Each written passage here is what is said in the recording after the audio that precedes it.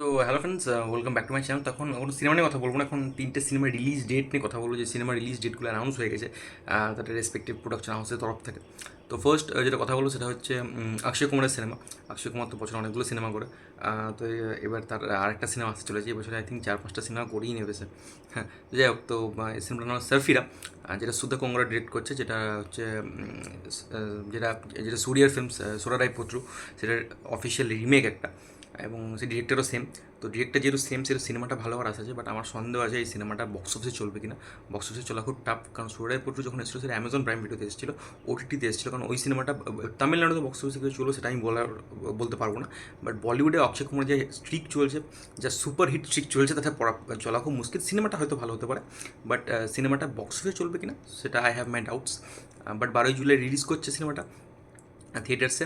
দেখা যাক সিনেমাটা কেমন কেমন হয়। প্রোমোটো এলে দেখা যাবে সিনেমাটা কেমন হতে চলেছে। সুরের পুত্র তো খুবই ভালো সিনেমা ছিল, আমার তো খুব ভালো লেগেছিলো।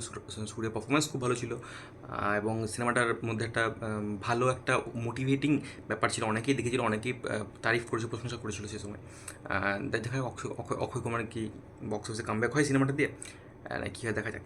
আচ্ছা, সেকেন্ড সিনেমার নিয়ে কথা বলো, সেটা হচ্ছে সিংহাম এগেন, যেটা খুব এবছরের মানে বহু প্রত্যাশিত সিনেমা। কারণ এখানে অনেকজন রয়েছে, অজয় দেবগন রয়েছে, অক্ষয় কুমার রয়েছে, টাইগার শ্রফ রয়েছে, অর্জুন কাপুর রয়েছে, দীপিকা পাড়ুকোন রয়েছে, রণবীর সিং রয়েছে, করিনা কাপুর খান রয়েছে, ও হো হো সুপার, জ্যাকি শ্রফ রয়েছে, প্রচুর প্রচুর মানে বড় একটা স্টার কাস্ট। রোহিত শেট্টির কপি ইউনিভার্সের সিনেমা সিংহাম এগেন, অজয় দেবগনের সিনেমা। খুব এটা আমার মনে হয় বক্স অফিসে খুব বড় সড়ো একটা ব্যবসা করতে চলেছে, যেটা সূর্যবংশী করেছিল। এবং এটা নিয়েও আসলে এবারে তো সমস্ত যত মানে কপি ইউনিভার্সে যত ক্যারেক্টার আছে সবাইকে ঢেলে দিয়েছে এখানে, এবং নতুন কিছু কিছু ক্যারেক্টার্স অ্যাডও হয়েছে। টাইগার শ্রফ বলি, অর্জুন কাপুর বলি, অ্যাড হয়েছে। দেখা যাক সিনেমাটা কেমন হয়। বাট সিনেমাটা রিলিজ ডেট ঘোষণা করা হয়েছে মেকার্সদের তরফ থেকে। সিনেমাটা প্রথমে আসার কথা ছিল 15ই আগস্টের সময়। পুষ্পার সাথে রিলিজ হওয়ার কথা ছিল, পুষ্পা তো শুনছি পোস্টপোন হয়ে গেছে। এবার এই সিনেমাটাও পোস্টপোন হয়ে গেলো। এই সিনেমাটা রিলিজ করছে এবার দিওয়ালিতে আরেকটা সিনেমা রয়েছে আগে থেকেই, সেটা হচ্ছে ভুল ভুলাইয়া 3, কার্তিক আরিয়ানের সিনেমা, যেটা নিয়েও যথেষ্ট হাইপ রয়েছে। বিকজ আগের সিনেমাটা ভালো রকম ব্যবসা করেছিল, বক্স অফিসে হিট দিয়েছিল, কার্তিক আরিয়ানের কামব্যাক সিনেমা বলা যেতে পারে। তো সেই সিনেমাটা রয়েছে, এবং সেই সিনেমার সাথে ক্ল্যাশ করতে চলেছে সিংহাম এগেন।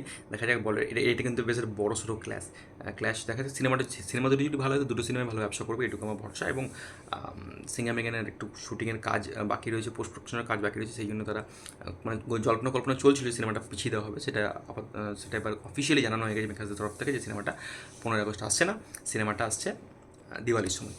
তো এটা হলো সিংহাম এগেন নিয়ে কথা। এবার আমি চলে আসছি স্ত্রী 2 নিয়ে কথা, যে স্ত্রী 2 নিয়ে, যেটা আমার পার্সোনালি আমি খুব এক্সাইটেড স্ত্রী 2 নিয়ে। কারণ স্ত্রী খুবই ভালো একটা সিনেমা ছিল, যথেষ্ট একটা কী বলবো, মানে হরর কমেডির একটা নতুন দিশা খুলে দিয়েছিল বলিউডে এই সিনেমাটার মাধ্যমে, স্ত্রীর মাধ্যমে। এবং রাজকুমার রাওয়ের যত বক্স অফিস হিট আছে, আমার মনে হয় না করে বেশি বক্স অফিস হিট দিয়েছে রাজকুমার রাও ভালো একটা, বাট বক্স অফিসে হিট তো সেইভাবে মনে হয় না করে সিনেমা কিছু দিয়েছে। বাট এই সিনেমাটা না রাজকুমার রাওয়ের একটা ল্যান্ডমার্ক সিনেমা ছিল স্ত্রী।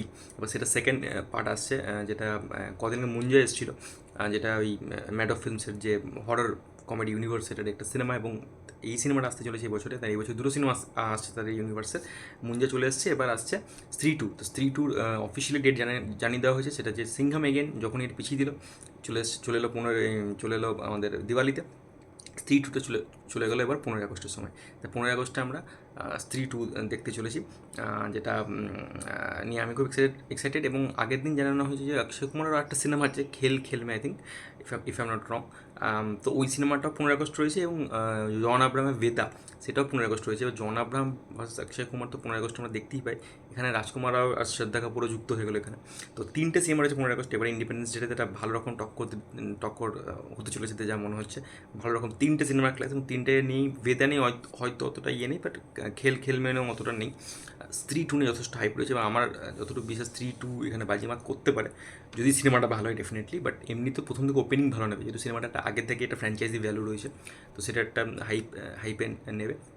বাকি তো সিনেমাটার ক্রেডিট ডিপেন্ড করছে। বাট স্ত্রী 2, শ্রদ্ধা কাপুর, রাজকুমার অভিনীত সিনেমা, আমার কৌশিকী ডিরেকশনের সিনেমা, সেটা আসছে আমাদের 15ই আগস্ট। তো এই ছিল তিনটে বড় সিনেমা নিয়ে আপডেট, যে সিনেমার রিলিজ ডেট সম্বন্ধে। তো তোমাদের এই রিলিজ ডেট সম্বন্ধে তোমাদের কি মতামত, তোমরা কি দেখতে যাবে সিনেমাগুলো, সেগুলো ডেফিনেটলি কমেন্টে জানিও। আর ভিডিওটা যদি ভালো লেগে থাকে, ইনফরমেশনটা যদি ভালো লেগে থাকে, তাহলে চ্যানেলটাকে প্লিজ সাবস্ক্রাইব করে দিও। Take care, good by.